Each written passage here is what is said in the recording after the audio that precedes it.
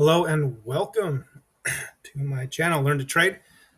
This is where I try to help give some tips and some tricks and some hints to maybe push you along your journey, maybe kind of a different perspective type deal, give you maybe an aha moment.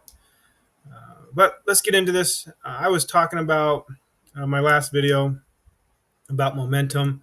This is a 7 o'clock trade, and this is kind of a process too as we start to learn stuff. You start to hear something, see something, somebody tells you something, maybe somebody in a position that has, I don't like the word authority, but I'm a coach. I've been coaching at a trading company for 7, 8 years. Been trading for I think been coaching for 7, trading for 8, somewhere around that. So have a little bit of a position. Um, the people might think I know something, maybe a little bit. And I talked about momentum. So you hear something, I give some examples. You're like, okay, that kind of makes sense. Now, what do we do with that? And this is where we start to build our truth, your own truth. This is the same process that I had to go through when I started. I had mentors and coaches and traders that have been doing it for a while show me things. And then I'd be like, okay, well, I kind of make sense a little bit. I could see maybe how that could work. And so then I'd go start testing that, go back in historical data to grab that historical data to see if what they were saying was true to me, if I could see it, if I could see it happen enough and it, it worked enough. That's kind of what we play in trading is probabilities. It's not an absolute. So I was talking about momentum. That's not every time momentum's in your favor, it's going to continue to go in your favor. But it doesn't have to continue to go in your favor. It only has to do it enough of the time, enough to outweigh the losses. If you're doing a 1-to-1, if you can win 55 out of 100 trades, you are going to be able to probably do more with your money than someone else can do with it most of the time, right? So here we go. It's 7 o'clock. You might have heard something. You're like, hey, someone was kind of talking a little bit about momentum. And then it's like, okay, whoa, I can maybe see it a little bit. There's these high points up here, kind of steps down, and kind of see how this is kind of waterfalling down. The steps are going down. It's like, awesome. Okay. So there's that momentum. All right, let me take this trade. So you take the trade because you want to start recognizing it in live, and then you want to start going to collect the data. Now, if it's something brand new, you don't want to risk a lot on it, right? Your risk should be attached to how confident you are in the trades that you're taking.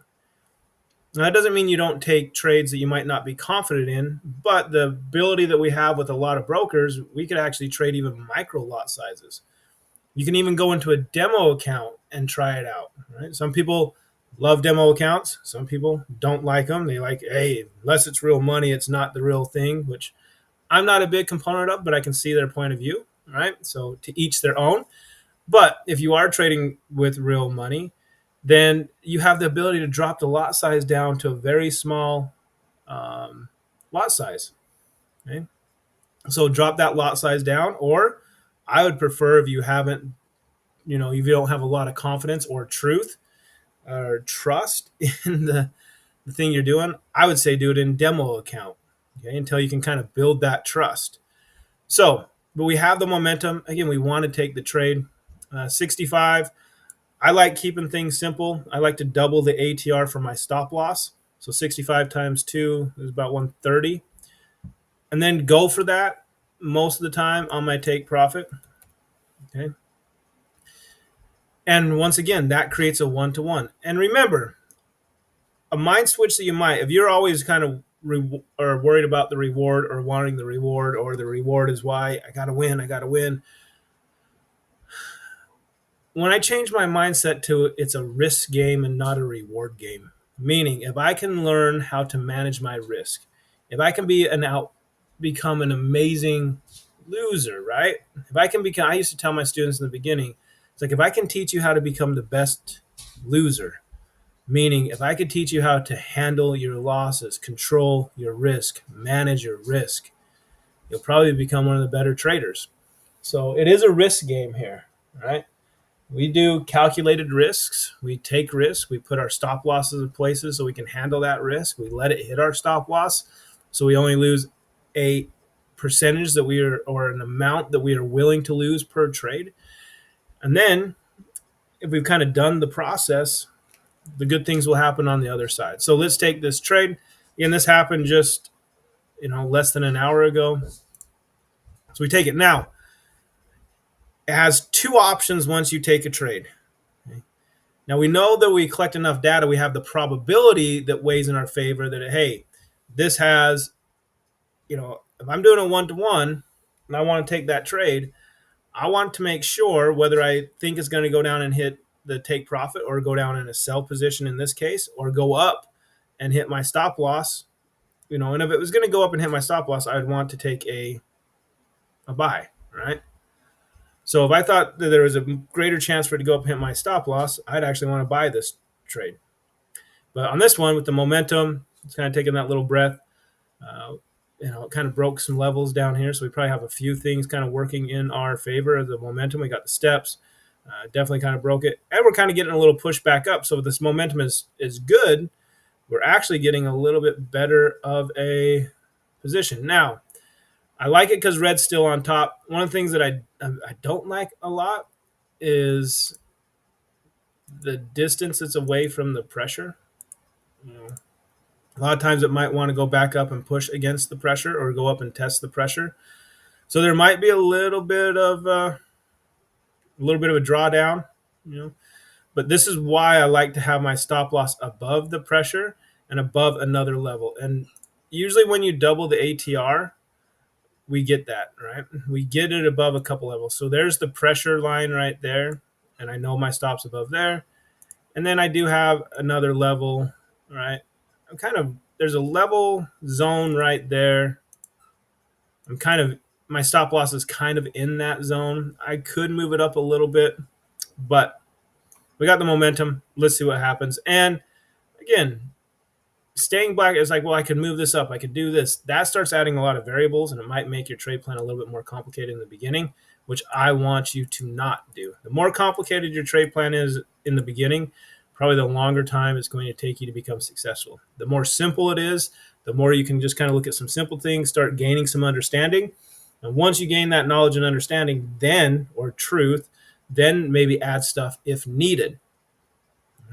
You only add things if it's not working. And to me, you're either outweighing your losses and outweighing your losses and your account's going up, or you're not outweighing your losses, right? Your losses are greater than the reward. So then that's when we would change something. Right?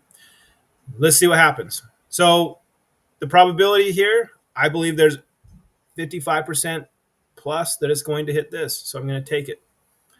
And let me go by ticks. Let's kind of replay this a little bit and see. So we did have some starting to push up. I would have kind of maybe expected a little bit more push up. Let's see. I took this and kind of went and did some stuff, went outside and played with the puppies. So I already know the result, but I didn't know how. So, okay, we got a little push up going here, little push up.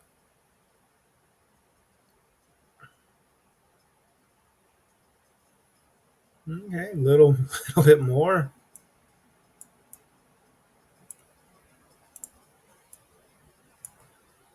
Zoom in a little bit.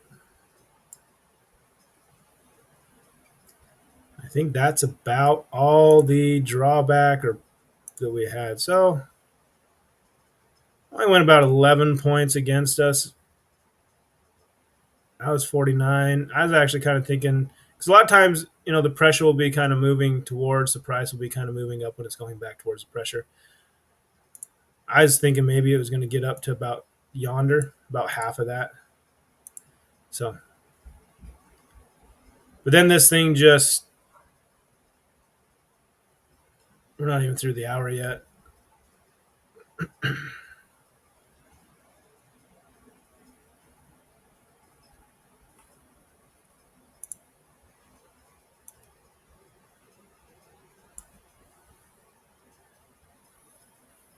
Just kind of shoots down.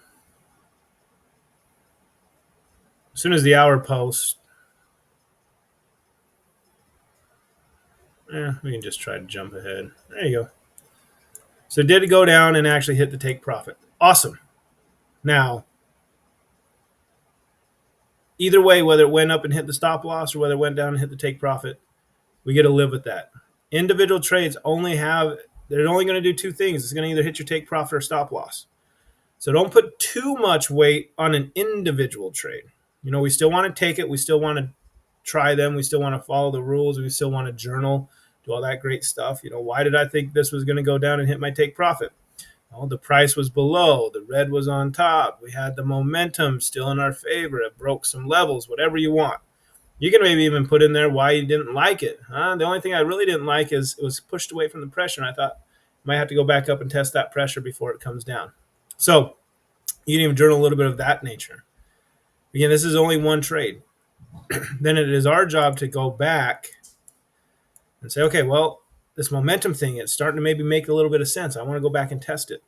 I want to see if it's a big deal. Okay, well, and we go back and we collect the data.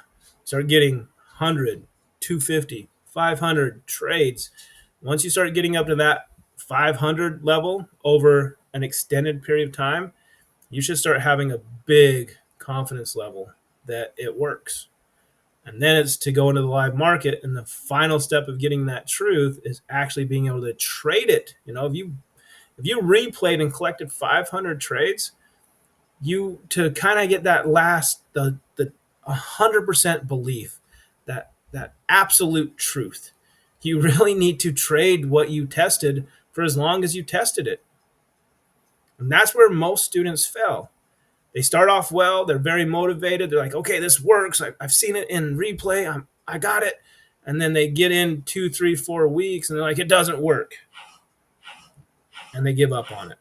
So, all right, everyone. Hopefully that video is starting to run a little long. Hopefully that makes sense. Hit me up in the comments. If you like what this is, please do what you got to do on YouTube to get it out there. And we'll see you in the next video. Bye, everybody.